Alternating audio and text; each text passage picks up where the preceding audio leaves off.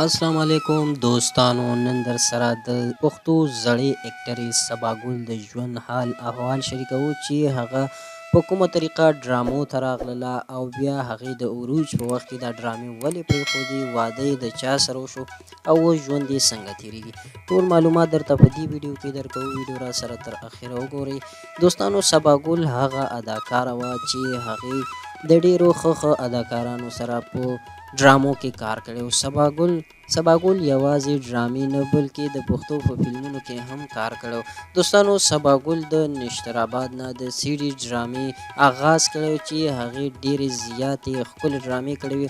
هغې کې مین کرکټر یې جهانګیر خان سره کړی وې، اسماعیل شاهید سره د هغې ډېرې ډرامې راغلې وې او د علمزیب مجاهد سره یې هم ډېرې ډرامې راغلې وې. دوستانو، د هغې مشهورې ډرامې چې په هغې کې شاملې توبهګار دی، چنګړیان دي، ګل په زړه سوری کړم او نورې داسې ډېرې ډرامې. دوستانو، صبا ګل یوه هغه اداکاره وه چې د هغې تعلیم نه و، خو چې کله به هم د کیمرې مخې ته راغله نو هغې به خپل ډایلاګ داسې په یو انداز سره ویل چې هغه ته به غټ غټ اداکاران حیران شو.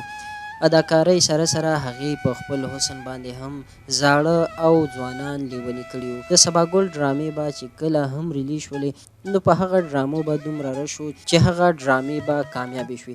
نو ځکه بیا هر پروډوسر او ډایرکټر غوښتل چې صبا ګل په خپله ډرامه کې کاسټ کړي، که هغه د غم ډرامه وي او که د خندا وي او که اصلاحي ډرامه وي. دوستانو، هغې د ډرامو د عروج په وخت کې یو دم دغه انډسټرۍ ته خدای پاماني وکړله. هغې د یو هلک سره مینه پیدا شوه او د هغې نه پس یې هغه سره واده وکړو. دغه هلک سره د واده کولو نه پس صبا ګل ته دغه هلک د حیا عزت څادر ور په سر کړو او په کور یې کېنوله او یو ښه زندګي ورته ورکړله. دوستانو، رښتیا هم چې سړی وي نو هر څنګه ښځه ځان سره ساتلی شي، هېڅکله هم ورته پیغور نشي ورکولی. صبا ګل چې اوس خپل ژوند تېروي او بچي هم دي چې په بچو باندې ښه تعلیمونه کړي دي. صبا ګل یو ښه اداکاره وه او د هغې ډرامې تر اوسه پورې خلک ګوري. د هغې اداکاري او د هغې د ډایلاګ ډیلیوري تر اوسنیو اداکارو نه ډېره زیاته ښه وه. که اوسني اداکار ډېرې را پیدا شي خو د صبا ګل اداکارۍ ته به ونه رسي. دوستانو، دغه د صبا ګل د ژوند حال او احوال چې د هغې په ژوند موږ له تاسو سره خبرې وکړلې. امید لرم ویډیو به ستاسو خوښه شوې وي. ویډیو مخکې شیر کړئ، په کمنټ کې د خپلې رایې اظهار وکړئ.